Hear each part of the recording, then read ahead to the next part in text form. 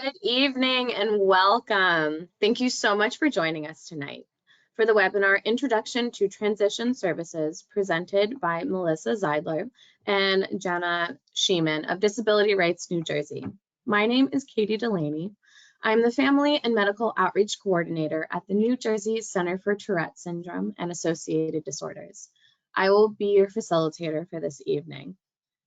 Before I introduce Ms. Zeidler and Ms. Sheiman, we have a couple of housekeeping notes. All participants are muted. If you have a question, please type it in the bottom of your question box and click send.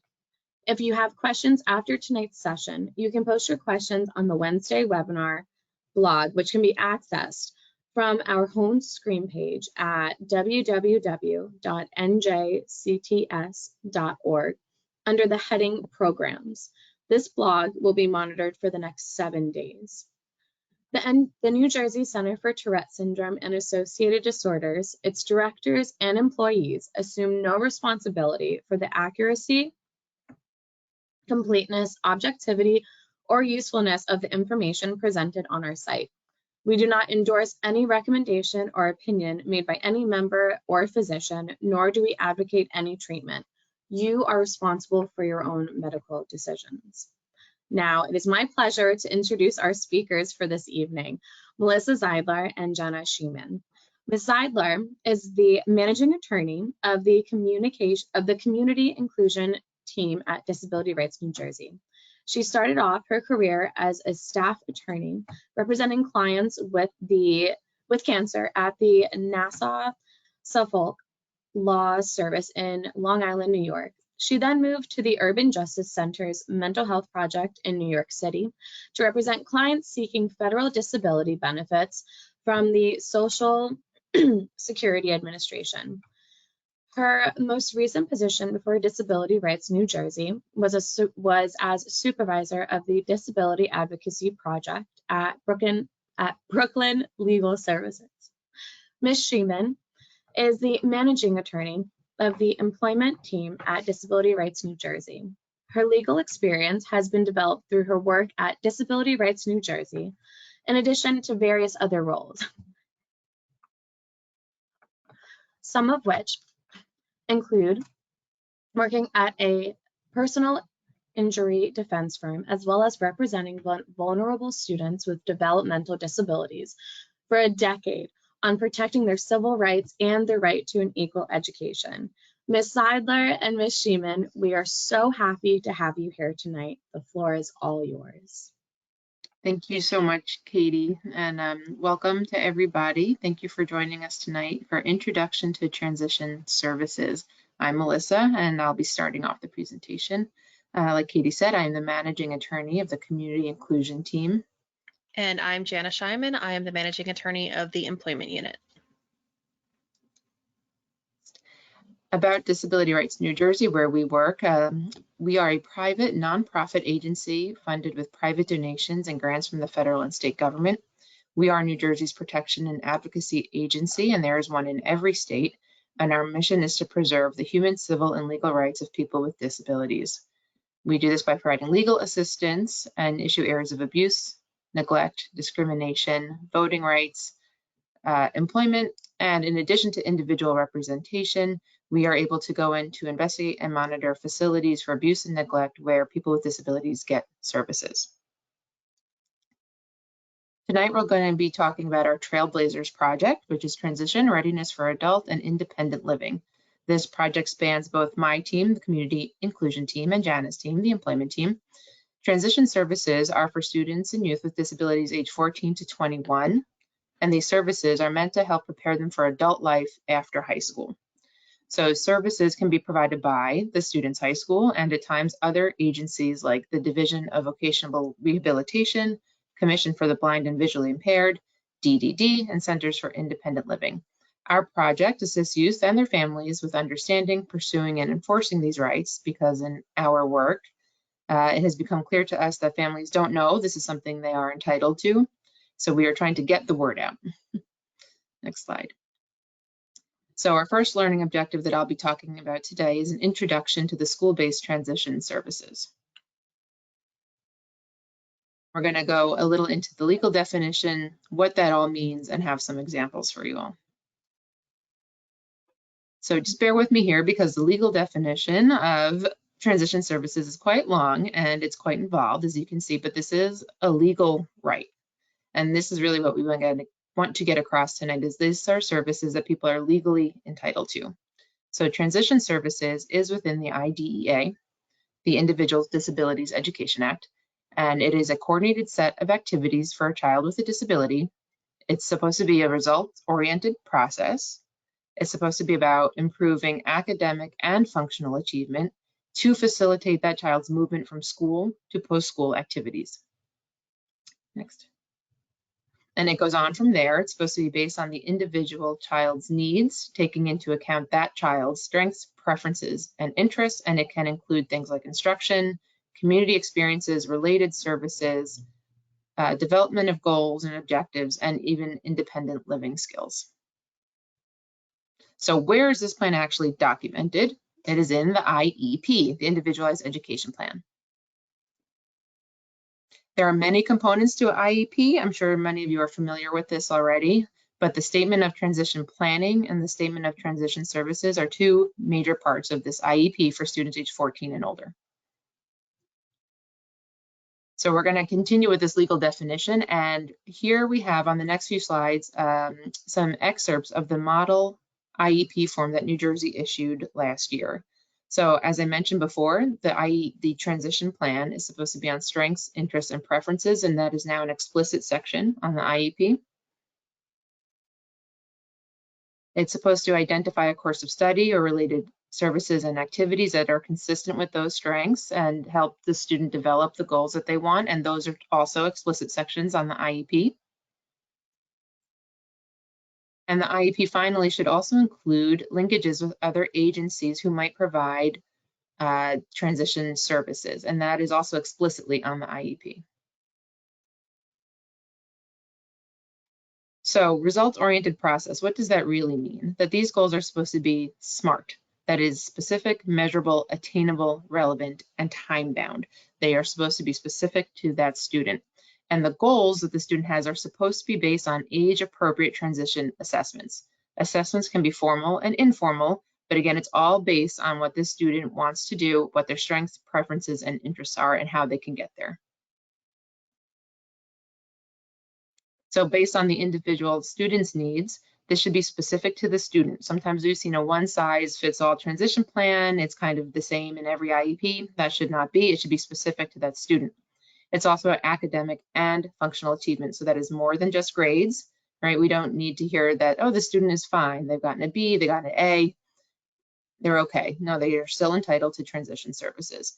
And finally, the interagency linkages and responsibilities. Representatives from other agencies like DVRS, CBVI, which Janna will talk about later, should be invited to the IEP meeting and they can attend. So this is an excerpt from a real IEP. This is how they end up looking in the real world. And you can see that this student, I'm sorry it's hard to see a little bit, but this is just the best quality we could get it. This student was supposed to enroll in a career awareness course by September 2021.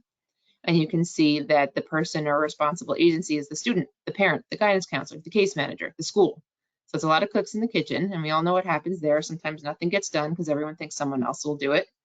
The interesting about this plan is that this student was also supposed to obtain a part-time job in a career field of interest through a structured learning experience by June 2021. The person responsible for that was just the student and the parent, no one from the school. The issue there was they were also supposed to obtain this part-time job in by June, but they didn't have to enroll in a career awareness course until September. So this plan is not really working very well together. This is another plan. This is a different student. It could be better, but this is better than the one before it. It has what this student is interested in, which is design and visual communications, photography, digital media. And you can see near the bottom, the courses of study include design and visual communications. Next slide. This is a continuation of that same IEP, and it has a lot more about goals. They're smaller, but they're more specific. Learn about getting a driver's license, learn about getting all this stuff. And it has the interagency linkages. So it has DDS, the Division of Disability Services. It has DVRS. It has Center for Independent Living. It has Social Security. This is all on the IEP. So this one is much better. So what does it really look like? Right? Instead of having a goal of John Smith will attend a 4-year college after high school, that can be broken down into a series of smaller goals. Something like John Smith will identify 3 colleges he's interested in. He can review their websites to learn more about the application process, the Office with Disabilities, the academic programming. He will work with the guidance counselor to complete 3 applications by the end of the year. You know, something really much more hopefully doable. And if it's not doable, goals to get it to be doable. So the same thing, John will secure transportation to a summer internship. Maybe there needs to be other goals before we can get there. Does he know the bus or train route? Does he know Uber? Does he have a way to even figure out how to secure transportation? You know, maybe he can work with DVRS to provide route training during the semester. And finally, he will move into his own apartment after graduation. So what could this be? Does he know how to manage money? Does he have a way to pay rent? Does he know how to travel independently? So all these things can be part of a transition plan in the IEP. And now we're going to talk about pre-employment transition services that students are eligible to receive from the vocational rehabilitation agencies in the state of New Jersey. And there are 2 agencies. Melissa touched on them briefly, but we're going to go into a little bit more detail about them. We have in New Jersey the Division of Vocational Rehabilitation Services and the Commission for the Blind and Visually Impaired. You'll hear those referred to as DVRS and CBVI through the rest of the presentation. So what are transition services and how does it break down between what the school can provide, what the pre-employment transition services can provide, and what the VR agencies can provide as transition services in a separate way?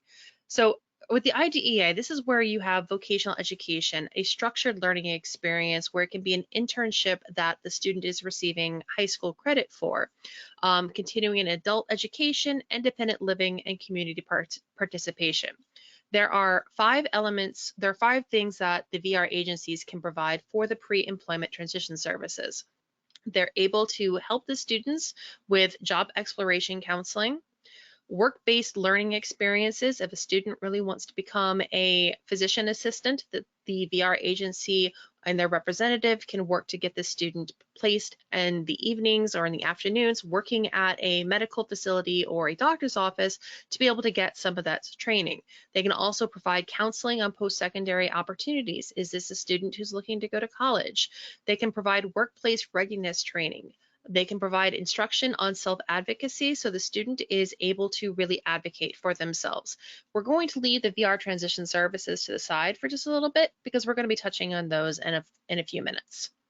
So the legal definition of access to pre-employment transition services, they must be made available statewide to all students with a disability, regardless of whether the student has applied to or been determined eligible for vocation rehabilitation services.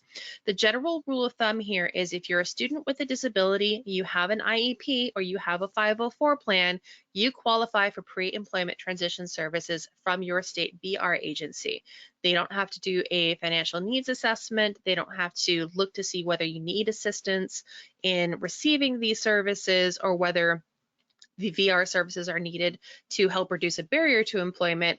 Are you a student with a disability? Are you enrolled in a school? You have access to the pre-employment transition services. So as we were talking about before, these are activities that are designed to help prepare a student with a disability for the world of work. And again, those are the 5 areas of the job exploration counseling, work-based learning experiences, counseling on post-secondary opportunities, workplace readiness training, and instruction on self-advocacy. And with the new model IEP, these are supposed to be specifically considered and included on that document. A school district must consider whether the student would benefit from the pre-ETS services and note whether they are recommending that the student receive them or not receive them in the IEP. And this is part of that transition plan. It has its own specific section where at the IEP meeting, the student and the transition team and the IEP team will discuss, does the student need job exploration? Is the school providing it, or is he going to be getting that from DVRS? Work-based learning experience, is the school providing that, or is she getting it from DVRS? And that will all be put into that IEP. To be able to get services for the IEP, it's not automatic. You're eligible for them automatically, but you have to be referred to the VR agency. And the referral can come from multiple places. It can come from the school, it can come from the parents, it can come from a provider or a doctor. And there's an online referral form for the DVRS that is filled out and sent into the central office. That information is on their website. And for CBVI, parents of the students who are blind, deafblind, or a student who is visually impaired may contact their child's CBVI teacher at the school for referral, or contact one of CBVI's regional offices to be able to receive these pre-employment transition services. And so now we're going to talk a little bit about the full transition services that are available from the state VR agencies, in addition to the pre-employment transition services that we just talked about. If a student needs services that go beyond those 5 elements of the pre-employment transition services, they can apply for full VR services. And these come from 2 places. There is the Rehabilitation Act of 1973, which created programs funded by the federal government to help individuals with disabilities to reduce barriers to employment. So this can be, they're looking for a job application. They're looking for help with the job application. They're looking to understand what type of job they'd be suited for, or what type of job they may be able to work in. They need help with placement. They need help with, when they're at the job, somebody to come and work with them. Those are all services available from the VR agency.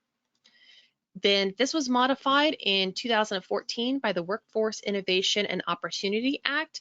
And here, this is where it expands the opportunities available from the state VR agency. And one of the things that I do want to highlight, because this is a big thing that we've worked on at Disability Rights, is the VR agency is to encourage eligible individuals to pursue advanced training in the fields of science, technology, engineering, or mathematics, including computer science, law, medicine, or business. So this opens up the door to be able to get not just tuition sponsorship, which we will talk about later in the presentation, but potentially graduate school sponsorship from the VR agency if it meets your academic and occupational needs. So the Division of Vocational Rehabilitation Services is created by the Rehab Act as amended by WIOA. And the VR services are really intended to help students with disabilities to prepare for or obtain employment that's based off of their own abilities, their interests, and personal choice. And this is where like those SMART goals came into play that Melissa was talking about. All of these are supposed to be based off of the student's abilities, their interests, and what they say that they would like to do. Some of the specific language is informing each applicant and eligible individual through appropriate modes of communication about the availability of and opportunities to exercise informed choice, including the availability of support services for individuals with cognitive or other disabilities who require assistance in exercising informed choice throughout the vocation rehabilitation process. You're going to hear me talk about informed choice a lot during this presentation, and we will get into the definition of that, but essentially that informed choice, the VR agency is supposed to take into account what the individual's stated goal is. If you have somebody who wants to go into sports, the VR agency can't come back and say, well, we're going to give you an IPE, an individualized plan of employment, that says you're going to be a construction worker. The informed choice is the individual's right to be active and part of this process, and to have their desires listened to and recorded on the IPE. The eligibility criteria for DVRS is an individual must have a physical, mental, emotional, or learning disability that acts as a barrier to them either getting or keeping their job, and that they need those VR services to be able to prepare for the employment. And so the services available for the DVRS that go above and beyond the pre-employment transition services are job coaching, job accommodations, transportation, helping you get back and forth from the workplace. They can provide college and vocational training. Do you want to become a carpenter? They can help sponsor your carpentry program. Physical and mental restoration services. If your insurance won't be able to provide access to a therapist, you can get them some of those services from the VR agency, as long as that will help you to be able to maintain and keep your job. They are also able to provide assistive technology that will help you in the workplace, and other goods and services that are determined necessary for the individual to help them achieve their employment outcome. The Commission for the Blind and Visually Impaired is created through state statute, and it's designed to help those who are visually impaired or legally blind. A visual impairment means with the best correction, like I'm wearing glasses right now, with my best correction, if my vision was 20/70 or less, saying if I could see at 20 feet what people could see at 70 feet, then you're qualified as visually impaired. If you have a best correction of 2200, you see at 20 feet what people see at 200 feet, you are deemed legally blind. And these are the individuals that the Commission for the Blind and Visually Impaired is specifically designed to work with. CBVI will work with the school districts to help transition visually impaired and legally blind school-age children aged 14 to 21. So what are the steps for getting these VR transition services? First, you have to fill out the application for VR services. You can apply as early as age 14 to be able to receive full VR services. There will be a determination of eligibility, the development of the individualized plan of employment, and then the provision of the VR services by the agency. To be eligible for the individualized VR transition services, the student must have, and again, this is going back to that criteria from DVRS, a physical or mental impairment that constitutes or results in a substantial impediment to employment, and must require the VR services to prepare for, secure, retain, advance in, or regain employment. If you meet those criteria, you can be eligible for services from the VR agency, specifically also transition services, which we're talking about here. So how do you apply for the individualized VR services? There is a referral process with DVRS, and I have the link on the website and on the PowerPoint that was sent out to you guys, or you have access to be able to go to that referral form. You fill out the form, it goes to the central office, they send it to the local office, and you're contacted by a VR agency. For CBVI, you can request an application from your CBVI transition counselor at the school to begin the application process. Again, just to summarize side by side, with DVRS, individual with a physical, mental, cognitive, or other forms of a disability that acts as a substantial impairment to employment may be eligible for DVRS services. CBVI, if you're blind, visually impaired, or a deaf-blind individual who has a visual impairment and needs services to be able to work, you may qualify for the CBVI VR services. I do want to note that there is a presumption of eligibility if you are a student who receives SSI or SSDI. So these are students who may be in that 18 to 21 age group who haven't yet graduated, who are still going through transition services or getting education from their school district. Once you are deemed to have the SSI or SSDI, you are presumed to have the mental or physical impairment that does act as a barrier to employment, and there's a presumption that you would need the VR services to be able to help you get and access a job. So anybody who receives SSI or SSDI is considered to have a significant disability by the federal regulations that is eligible for services by the state VR agencies. So two big things I do want to talk about with the VR services. They must be individualized. They must be based off of your unique strengths, resources, priorities, abilities, interest, and your informed choice. And as I was talking about before, an informed choice, you must be able to exercise informed choice throughout the VR process. This means you must have the opportunity to be spoken about, the options. If you go and say, I want to be a doctor, but there's some barrier to it, the VR agency is supposed to talk to you about what other options there could be to explore what it would take to become a doctor, what would it take to become a nurse, what would it take to become a medical assistant, to be able to help you make your informed choice about what career path you would like to take. This is not a situation where the VR agency can inform you of what your choice is, which they do tend to do, but where you are able to stand your ground and say, I want to become an artist, I want help to become an artist. So that is the informed choice. You are supposed to be able to have the say in what your career goal is going to be. The Individualized Plan for Employment, the IPE, not to be confused with the IEP. I do that all the time. The IPE is the important document because that is essentially the contract between you and the VR agency of what services the VR agency will be providing to you. The IPE must be reviewed at least annually or more frequently if required, if there are significant changes to your employment goal or your employment services or a service provider. Changes to the IPE, now this is something different than the IEP. Changes to the IPE do not take effect until both the individual and the VR counselor has signed on to the document. I know with the IEP, if it's not signed on to within 15 days, it can go into effect. That does not hold true for the Individualized Plan for Employment with the VR agency. So the basic components of the IPE, you have the employment goal. You have a list of the services to be provided by the VR agency, which will include any assistive technology or personal assistant services that you're receiving from the VR agency. If for transition students with disabilities, will have a list of what transition services. Are you looking for transportation? Are you looking for an internship? Timeline for when the services will be starting and when they will be deemed to be completed. The entity providing the VR services chosen by you. This is not one where the VR agency can come to you and say, we'll provide you driving lessons at this one provider and that is all you can go to. They have to give you a range of options that are available to them and discuss all of them with you to let you choose which one is appropriate and the cost that the individual is responsible to contribute to receiving these VR services.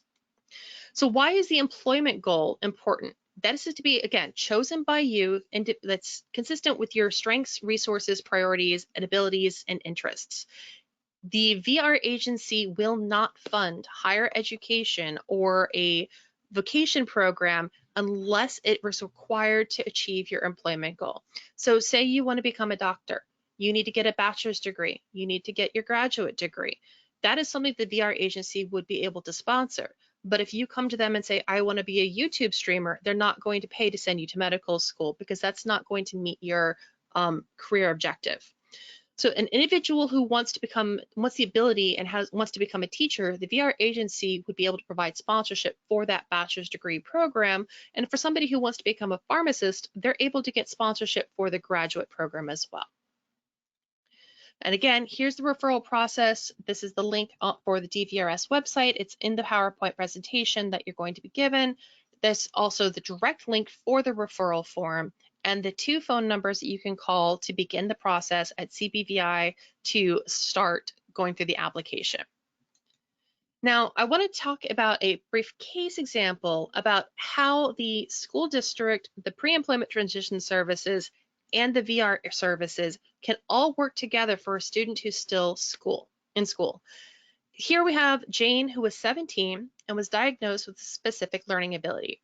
She is receiving pre-employment transition services from DVRS since she turned 14, including job exploration counseling, introduction to self-advocacy, and workplace readiness training. She wants to be a medical assistant when she graduates from high school. So her school has put onto her IEP that she'll participate in a structured learning experience in her senior year and receive credit for it.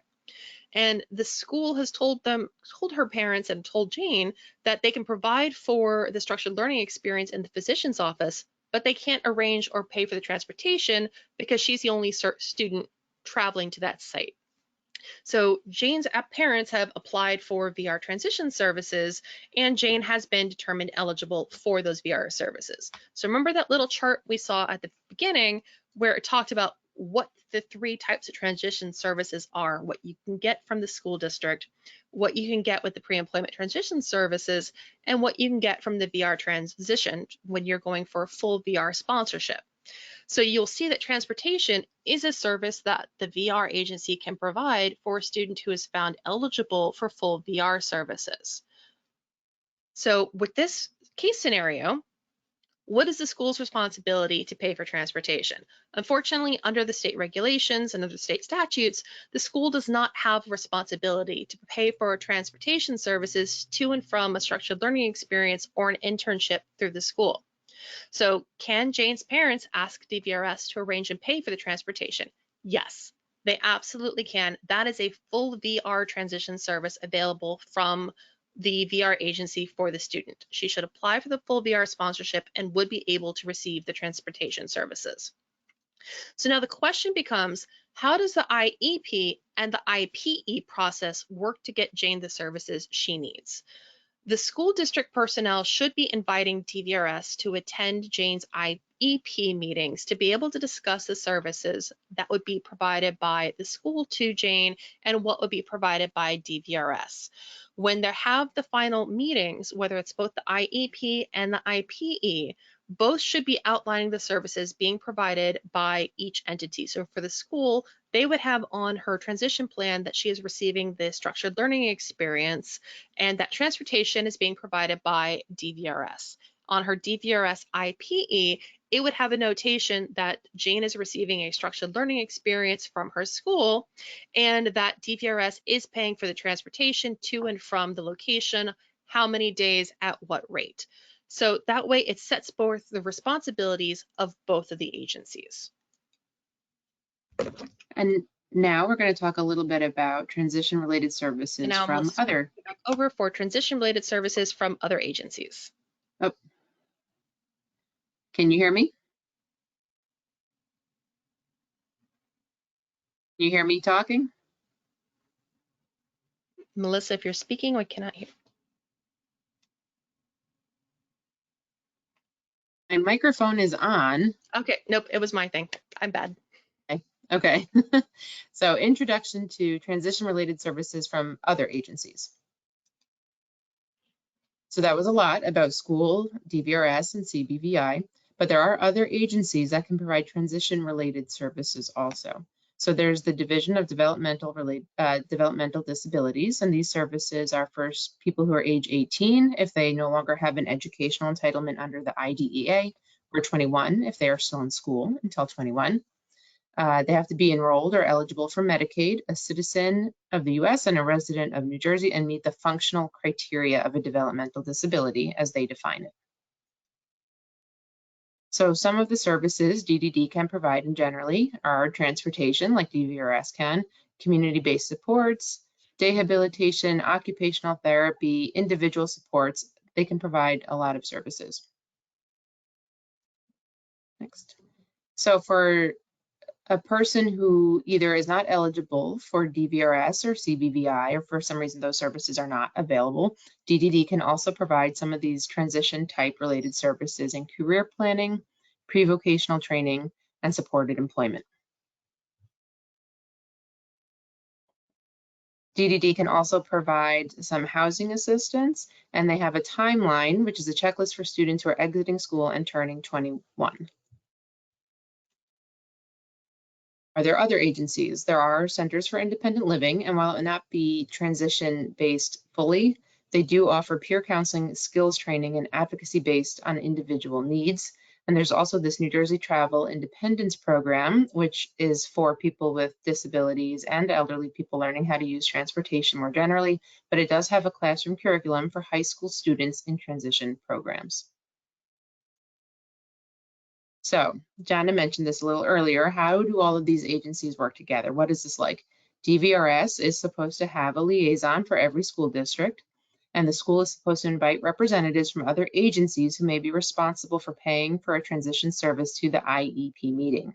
We saw that on the model IEP itself, where it has the interagency linkages and who's responsible. Janna talked about it with the IPE from DVRS and school. So does this always happen? No. Sometimes the school does not invite representatives. Sometimes they do and they don't show up. There's a lot of misinformation out there. Sometimes DVRS thinks they don't have to be involved with a particular person until they already graduated, until they turn 18. And everything Janna mentioned earlier is that that age requirement is not there. They can be involved much earlier than that. They can go to the school, and in fact, they should, right? You can't say that DVRS will provide transportation for someone if DVRS is not there to agree to that and has not conducted their own eligibility determination. So now we're going to go back to the VR agency and what happens when the student is about to graduate and they're looking to go on to college and they've got their career objective and it's going to require a bachelor's degree. How do you get the college tuition sponsorship from the state VR agencies? So once the client has been found eligible for services, what they need to do is they'll be assigned a counselor and they can request from that counselor, usually either by phone or in writing. We would recommend in writing by email, request an IPE meeting to discuss your occupational goals. And once a student has been found or anybody has been found eligible for VR services, DVRS or CBVI have 90 days to develop an IPE for the client. Now, that period can be extended, but they have to do that with the permission, the written permission of the individual seeking the VR sponsorship or the VR services to be able to go past that 90 days. So to be able to get that IPE, you're going to either need to know what you want to do for a career. Do you want to go into acting? Do you want to become a sports coach? Do you want to become a teacher? Or you can go and say, I'm not sure what I want to do. Can I get an assessment to be able to help me? And similar to how in the IEP and the school district, they have vocation assessments, DVRS or CBVI are also able to provide vocational assessments as well to individuals to help determine what career objectives could be what they have an interest in or what career objectives would be good for them to pursue. So you would need, if you want to seek for the college sponsorship though, your employment goal must require that additional training, whether that's an undergraduate degree, a certificate of training, a graduate degree, or completion of an apprenticeship program. So there's a component of the VR services once you are eligible for the vocation rehabilitation services that's not taken into account by either the school district or the pre-employment transition services, and that's a financial needs test. The VR agencies generally are not required by federal law to have a financial needs test, however, many of them do. And what this essentially is a test that will help determine how much the individual may need to contribute towards their VR services. And this is referred to as the cost of VR services. So this is where on the IPE, when you have a breakdown, say that you're going to be receiving tuition services from Mercer County Community College, and it says from the VR agency that they will provide up to $6,000 a semester, and the individual will provide $2,000 a semester. That is based off of this financial needs test. Does your family have the income to be able to help contribute to the services, or is it purely through the VR agency that you're looking for any support? Both DVRS and CBVI in New Jersey do use a financial need test to determine if the individual must contribute to the cost of the VR services. And there's one important thing that I do want to note for this, because there is a difference between a student who is graduated at age 18 and a student who's graduating at age 21 when it comes to the VR agency. DVRS will consider parental income in the financial needs test for any individual who is under the age of 22. Whether you are living at university, whether you are living at home, whether you have moved out and you are living on your own in an apartment, and if you're under the age of 22, DVRS will still consider the family income.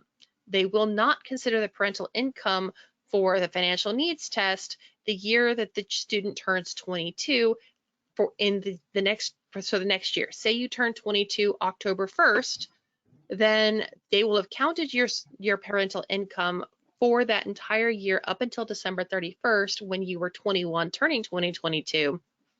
But in the January 1st of the year that you are already 22, they will no longer be able to consider the parental income. They will consider only the individual's income, or if they're married, any spousal income. So when you're looking at the financial needs test, the financial needs test for the VR agency that is adopted has to be reasonable. They can't sit there and say, if you're making more than $500, we're not contributing to anything, because that's extremely unreasonable and would effectively deny individuals who are seeking sponsorship from actually receiving any sponsorship from the VR agency.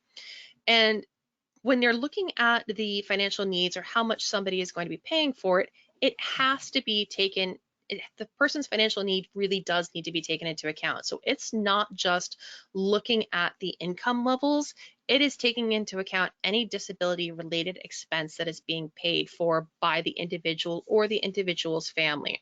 So what this means is, well, your family may be making $8,000 a month. Are you paying $4,000 a month in disability-related transportation? Do you have medications that the copays are $200 to $500 per medication, and you have 6 of those medications? Those are all things that the VR agency is supposed to take into account when they're doing this financial needs calculation. And this is from DVRS, and so that's where we're going to be focusing on really. This is the financial participation form. When you apply for VR services, or when you're seeking to amend your IPE or get sponsorship to college, you will be sent this from the VR agency. And this is what they will use to be able to determine what the financial need is and what the financial participation of your family will be. So they ask you to go through weekly, like how much are you making per week? Do you receive any Social Security benefit? Do you have any services through TANF or general assistance? What do you pay? Do you have any properties that you rent out? Are you a landlord? Do you receive any child support payments? Do you receive any alimony payments? And they will all take that into an account. The next portion down, you will discuss with the VR counselor at your intake meeting, or at any meeting that you have with the VR agency, to be able to say, what are your weekly disability expenses? Again, this can be, do you have disability related transportation costs? Do you have that out-of-pocket copay for medication? Do you have nutrition costs that are not being covered by your insurance, such as enteral nutrition? Do you require a nursing assistance that you're not receiving through Medicare or Medicaid? If you don't receive Medicare and Medicaid, does your insurance not pay for it, that you now pay out of pocket for, so you can have those services? That all then gets taken into account when they are determining your financial participation. So with the key thing I do want to speak about is with SSI and SSDI recipients. Just as with the eligibility, that there is a presumption of need, SSI and SSDI clients are exempt from and are not required to go through the financial needs assessment. SSI and SSDI clients are not required to contribute financially to their VR services. And that is a very big thing that I do want to note, because there will be a lot of times, especially when you have a student who is age 18 to 22. As we talked about before, the financial needs test will take into account parental income for a student who is below the age of 22. But what happens if that student receives SSI or SSDI when they turn 18? The VR agency may try to include the parental income and say they make too much money, we don't have to provide these services. But because that student is receiving SSI or SSDI once they turn 18, the VR agency cannot require the financial needs test. The student is exempt from it, and DVR cannot use the parental income to determine how much that student would need to contribute to any of their services. When you're looking to pay for higher education, there are one other thing that the VR agency will take into account, and that is the comparable benefits. This is services or benefits that are being paid for in whole or in part by a different agency, by your health insurance, by Medicare, by Medicaid. Is a student receiving a Pell Grant? And the VR agencies will require that the student check to see what other potential funding sources are available. This would be, will the student qualify for a Pell Grant? Are there any grants that are available from the school? If they're looking to go to a four-year university, are there any need-based scholarships that the student would qualify for? Are there any specific programs based off of what type of career they're going for that they can get? The comparable benefit must be something that is presently available to the VR client. So what this means is if you're going to the VR agency and you're saying, I want college tuition, here is the financial aid offer that I have received from my school. I would like to talk to you about getting services. The VR agency can't look at a financial aid letter in July or August that shows that a financial aid will be available in the spring semester, but not the fall semester, and take that into account. Why? Because that benefit's not presently available to the VR client. They can take it into account for the spring semester, but they would not be able to say, well, we're going to exclude that, or say that you're getting that sponsorship because it's available 6 months from now. It has to be something that is presently available. So what are two things that cannot be included in the comparable benefits? They cannot include any award or scholarship that is based on merit. If you receive a scholarship because you received a high SAT or an ACT score, if you received a scholarship because you were valedictorian or salutatorian of your class, the VR agency is not able to include that scholarship as part of its comparable benefits. And another big thing that I do want to emphasize and stress, because this is something that we have fought for with the VR agency to get them to understand, student loans are not a comparable benefit.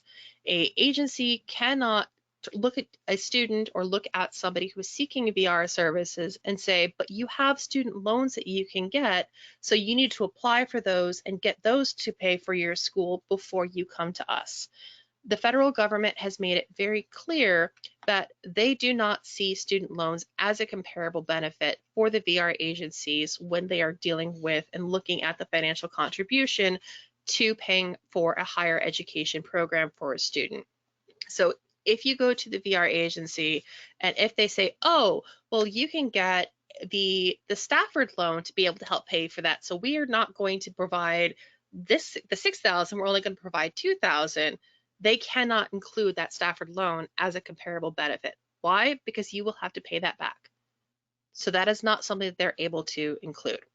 And with that, I believe we are at the point of asking for any questions. Thank you so much, Janna and Melissa. So yes, for the questions portion, we do have a couple of questions that were submitted.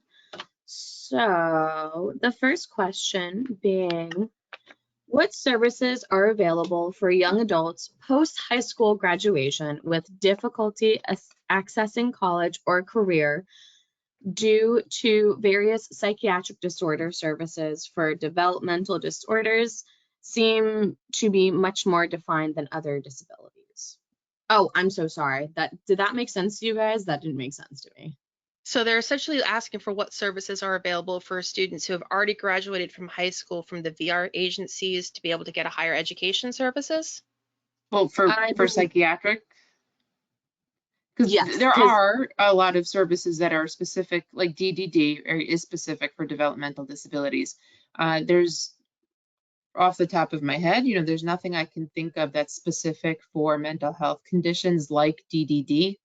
But I think what Janna was just about to get to is that DVRS is available regardless of the disability, right? And they can provide their college sponsorship if necessary. They can provide any of their services.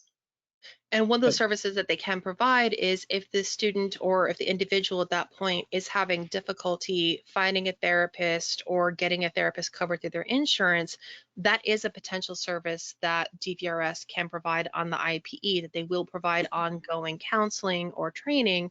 They may have somebody who goes with the student or goes with the individual to the workplace to help transition them into the workplace unit.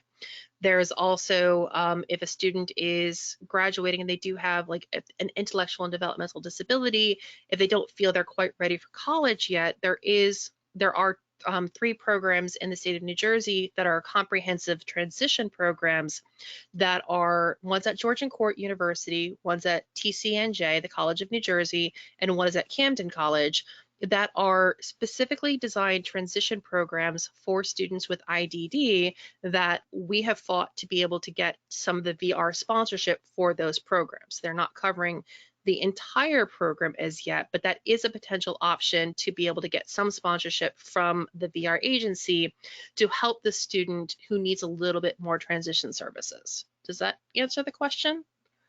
I'm hoping. I believe so.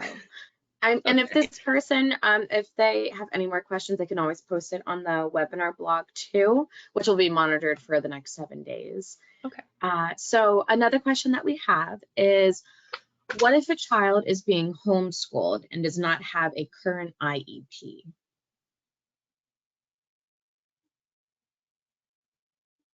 Are they receiving the homeschool services from, like, does the parent pull them completely out of the education system, or are they receiving any services from their educational agency to be able to help the parent? I think that's a big important distinction there, because I know there's both ways of doing the homeschooling. Yeah, and I think if they are out of this, oops, sorry. No, I'm sorry, go ahead, Melissa. I think if they're out of the school system altogether, there is no obligation on the school to provide transition services. The individual just said that New Jersey does not provide any homeschool assistance. So, yeah, if the student is not involved with the school system at all, there would be no obligation on the school to provide transition services, I believe. Okay, and then another question that the same individual has, they said, so the state will not provide any services either? The state agency goes through my understanding of it was, and this is also, I used to work in New York City as well as a special education attorney. If the student's not part of the school district and not part of the school system because the parents have chosen to homeschool, I know there have been situations where the school district will support homeschool, but usually it's for very specific, like medical needs or behavioral needs for the student. But if they're not registered with the school, if they're not on the school's books, then there's no obligation from the state or the local education authority to be able to provide those services from that agency. They may still be able to receive services from the VR agencies, whether that's CBVI or DVRS. And depending on the age of a child, there's actually no minimum age to provide services to a individual from the DVRS. So they could get the services as early as 5 or 6 if they needed, but they wouldn't have access to the pre-employment transition services until they were age 14. So that is another potential avenue for those 5 areas, or if they need additional support, going for the full VR sponsorship if they are not able to get services from the local education authority or school district. And she also said a parent can contact these groups on their own without a current IEP, then? Yes, they're able to, and that's why in the sheets that we provided in the handouts, we have the link to the referral form for the VR agencies. The parents are able to contact the VR agency directly themselves. They're not required to go through the school district or go through another provider. They can be their child's advocate and reach out to them and start the process. Yeah, I think the title referral feels like a bit of a misnomer, because you don't have to rely on another agency or another person to do that. You can actually do it yourself. Well, she says thank you very much. And for those that are here, I posted the handouts for this webinar. In addition, when this webinar is posted to our archived webinars, you will also be able to access the handouts and download them on our website, so you can see those as well. Another question that we have is, does every state offer a pre-employment transition agency? Yes, every state is required to have pre-employment transition services through the VR agency. That's actually required through the WIOA, the Workforce Innovation Opportunity Act. Each state VR agency must put aside 15% of their federal budget to provide these services. So they may contract with different agencies throughout the state that they will work with who provide the services, but there must be at least one in every single state that will provide the pre-employment transition services. And so that is all the questions that I'm seeing. Does anybody else in our audience have any other questions that they want to ask Janna and Melissa in regards to the transition services, IEPs, DVRS, anything of that sort?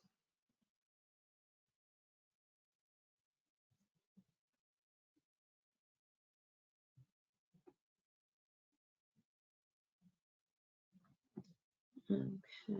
We know it was a lot of information we threw at you in this hour, but there's a lot of information about it. So A lot of very good information. Well, with that being said, if anybody does have any questions within the next week or so, on our website at www.njcts.org, under programs, you'll be able to access this archived webinar. And underneath the webinar will be a webinar blog where you can post any questions that you have for Melissa and Janna, and it'll be active and they will be able to answer within the next 7 days if anything pops up. With that being said, let me see. Okay, so I just wanted to thank everybody so much for joining our webinar tonight on Introduction to Transition Services. There is an exit survey which we need everyone attending to fill out. Like I said, the webinar blog will be open and available for the next 7 days on the NJCTS website for any additional questions that were not covered tonight or that were not covered in tonight's presentation. The website is www.njcts.org. Also, an archive recording of tonight's webinar will be posted to that site within the next 24 hours. Our next presentation will be Staying Connected as a Couple While Raising a Neurodivergent Child by Dr. Laura Marshak on Wednesday, May 31st at 7:30 p.m. Eastern Standard Time. This ends tonight's webinar. Thank you so much, Melissa and Janna, for taking the time to be able to present this extremely informative presentation on transition services for us and for our audience. And thank you to everybody attending for coming and watching. I hope you all have a wonderful night. Thank you for having us. thank you, everyone. Hey.